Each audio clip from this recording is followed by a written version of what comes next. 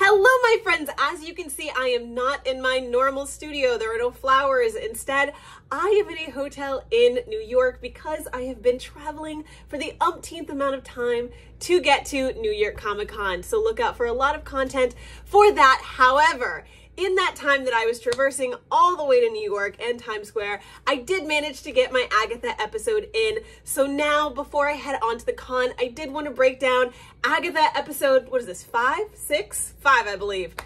Ooh, I think just non-spoiler really quick, I want to break that down first before we get into the nitty-gritty. Everything that I've been saying that I've been craving from this show, the knowledge, the lore, I feel like I finally got that in this episode. I really enjoy when the comic book knowledge gets bread-fed or breadcrumb to us in a very beautiful but still woven into the overall story that is given to us in the MCU. So I love when the Marvel Comics and the MCU collide in a really symbiotic way, to where those who have that comic book knowledge and lore can play along, and those who maybe don't have as much knowledge as the comics can see this, and it might inspire them to go read the comics or figure out where that's from. In this episode specifically, this Wiccan breakdown episode, I really feel like we got to experience that in a visceral and really integral way for those who maybe don't have a lot of Marvel or at least Wiccan lore, can finally feel like they are a part of the ride as well.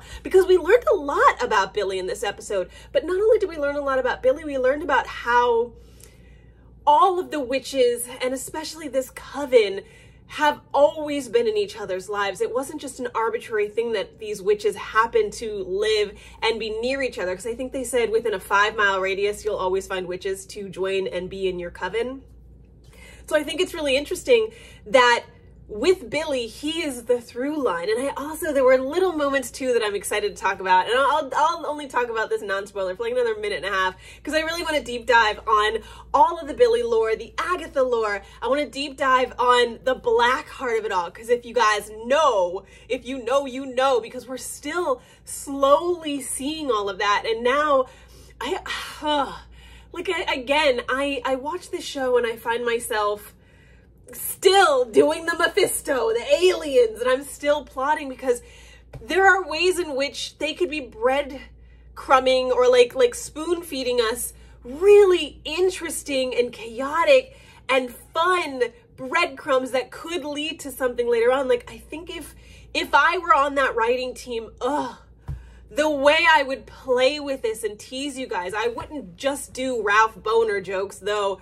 Yay, I'm glad that we finally tied all that together again. It wouldn't just be boner jokes for the sake of boner jokes. It would truly be, you know, the fly on the wall would be Mephisto. It would be more than just a tease. And I think that that's what a lot of these Marvel shows have been doing. They've been teasing us, but we haven't really felt satiated in the tease. There was no payoff on the teases. But I do think with this episode, there was a little bit more payoff. All I mean to say is, specifically on that black heart thing, which I will talk about a little bit later, that is something that they keep hinting towards, this black heart, and we saw it in the text messages. I'm getting into the spoiler. You know what? Let me just leave the non-spoiler there. Let's talk a little bit more about the spoilers. If you haven't seen this episode yet, pause the video here, come back. You know I love you all. And I would love to, when I get back home, we can do a deep dive on the entire season of Agatha and really break down all these subtle nuances. But I really want to start talking about this episode. This episode, long story short, non-spoiler, the comic book people are fed in this film. So if you're someone who really enjoys the knowledge of Wiccan and the backstory of Wiccan, post Mephisto, I think you're really going to enjoy this episode, because we're finally tying those two worlds together. We're tying the Wanda vision and the Wanda and her kids. We're tying the pre-Mephisto Wanda and her twins with the post-Mephisto Wanda and her twins. And we're just getting that much closer to Young Avengers. So I think in that you should also be very excited. But now we're putting that aside. If you haven't watched it yet, pause the video here, like, comment, share, do all that, and come back after you've watched the episode to see my impressions. But for now, we're getting into the spoilers. Let's talk about it. Yes, Ralph Boner is back. Bonerism or whatever his username is, but he's back.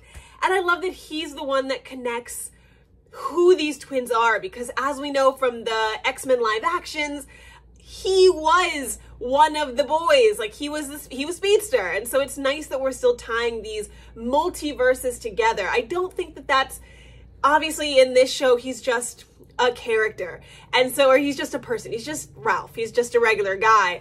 But in the multiverse that is Marvel, MCU, and the X-Men, I think it's really fun that we still have this almost like a passing of the torch. You know, we have Speedster that says, hey, you know, I was your twin in a prior version of ourselves. And so if I can help you along the way to find the me in this universe, I pass the baton on to you. And so you know, whether they thought that deep into it or not, I think that that was a really nice tribute to pass along the next generation of these heroes. Because I think that's what we should always be doing, is passing our knowledge down and kind of giving our blessing to the next generation of heroes. And that was such a beautiful tribute, whether they wanted to do that or not.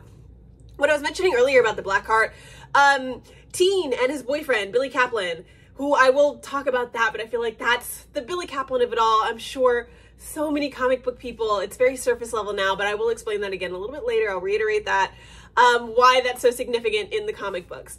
But that Black Heart, when he's talking to his boyfriend and he's about to go into Agatha's house, he's texting back and forth and he says, you know, I love you, you're my, you know, I love you, you're my heart or whatever, but he sends a Black Heart. And that's interesting that they put, because there is a character who is Black Heart in the comics.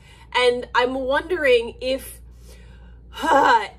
when Agatha initially, when it was prophesized the people that she would need and she got that list of names, at the bottom, it said that she needed Blackheart. And of course, a lot of people thought, before we figured out who Rio was, and if you don't know who Rio is, if the Funko boxes didn't spoil you yet, this is the spoiler part. Rio is death.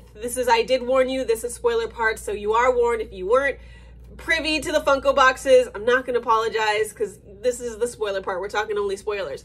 We now know that Rio is death. But initially, before that, we all thought that Rio might have been Blackheart. But now it's getting closer. The further we get along, it seems more like Wiccan is the Blackheart. So this could be another one of those frustrating things where it is, but it isn't, because there is a character that's Blackheart, but it could just be that Wiccan, because he's, you know, he could go either way, because that is the big thing about Wiccan and Billy Kaplan, is that he has the potential to be both good and evil. He's such a neutral character, both in his magic, in his abilities, in the way that he could end up. He's such a neutral character in lore and in prophecies. And so it could just be that, the Black Heart of it all. It's like he could be evil, he could not be. But I think that now, in my mind, we're solidifying that Wiccan, Billy Kaplan, Billy Maximoff, that is the Black Heart. That's the one that was needed to continue the road. I also don't think, I'm still on the thread that I don't think these women are actually dead.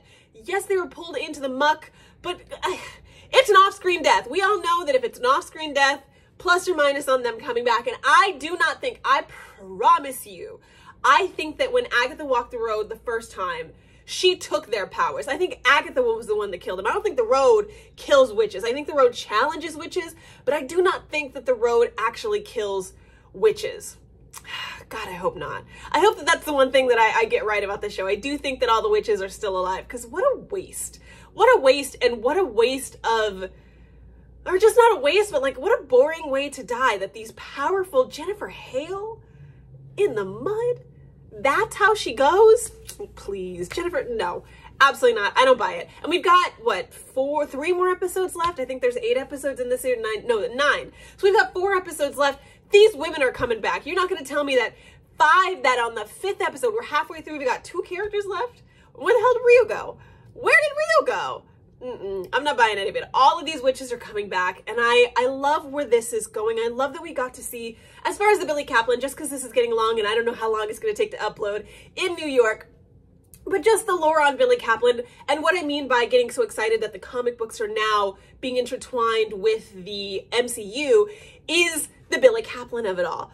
Once Mephisto had taken the kids, it was canonic that the spirit of the kids went into other children in and amongst the area, hence the Billy Kaplan. And so, unfortunately, when Wanda's children went into these other children, they took over, like they basically took the mind that was in there. That no longer exists. And now Wanda's kids are in their psyche and their subconscious in their body. And so it is unfortunate. I liked what they did in this particular show. However, it was a tragic accident and the vessel was empty. The vessel was empty, and so that allowed Billy to merge himself with this new body. They literally took over the bodies, and there it is. But I like now that we have a quest, and that's what's really exciting. So now we have a quest, and not only is it to bring the Young Avengers together, but it's to find my brother. That's what's missing. It's not the magic, it's not the mommy, it's finding my other half. It's finding my brother. And I love that. I love stories where there's emotion, there's a purpose. And I love that now, not only in the world are we trying to find the actor who's going to play Billy, but we are trying to find our other half. Anyway, I have to go ahead to the con, so that's where I'm going to leave it right now. I think we are getting so close to a really epic season. I like where it's going. It is a little bit more slow paced for me, which is unfortunate. There's not a lot of magic in this show, even it being a witch show. It's just kind of very low level magic for me. I wish they would up the stakes. I wish they would up the powers. I know that Agatha doesn't have powers right now. We just discovered that Billy has his powers. No, he doesn't have access to them. I wish that's the one thing. I wish we just up the stakes of the magic. Anyway, guys, that's all I have for you. Make sure you like, follow, subscribe, do all the things, hit all the buttons. Hopefully next time you see this video, I will be back in my own studio. But until then, I will see you guys for the next one. Bye.